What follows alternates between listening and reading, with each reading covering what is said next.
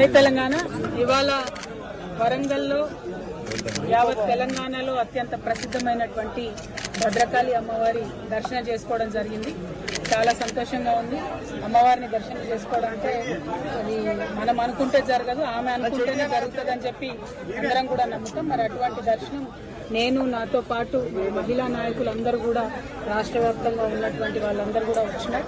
వారందరితో కలిపి ఇక్కడ దర్శనం చేసుకోవడం, స్థానిక నాయకులు గౌరవనీయులు వినయన్న గారు, సత్యవతి రాథోడ్ గారు, విజయ్ భాస్కర్ గారు, జాగృతి నాయకులందరూ, టీఆర్ఎస్ నాయకులందరూ ఆధ్వర్యంలో చక్కగా దర్శనం చేసుకోవడం జరిగింది. ఇవాళ 27వ తారీఖు నాడు వరంగల్లో జరగబోతున్నటువంటి తెలంగాణ కుంభమేళాగా చెప్పేటటువంటి ఫ్యూచర్లో నిలిచిపోయేటటువంటి మన బీఆర్ఎస్ పార్టీ 25 సంవత్సరాల రజతోత్సవం ఏదైతే ఉన్నదో మరి దానికి సంబంధించి మహిళలకు సంబంధించిన ఏర్పాట్లు ఏ విధంగా ఉన్నాయి, మహిళా గ్యాలరీలు, ఈ మీటింగ్కి వేలాదిగా తరలి వచ్చేటటువంటి మా మహిళా నాయకురాలకు సంబంధించినటువంటి ఏర్పాట్లన్నీ కూడా చూసుకోవడానికి ఇక్కడికి రావడం జరిగింది. మరి ఆ ఏర్పాట్లన్నీ కూడా ఇప్పుడు కొద్దిసేపు అయినాక నేను, మా జిల్లా అధ్యక్షులు గౌరవనీయులు వినయ్ భాస్కర్ గారు అందరం కూడా వెళ్ళి చూసుకొని రావడం జరుగుతుంది.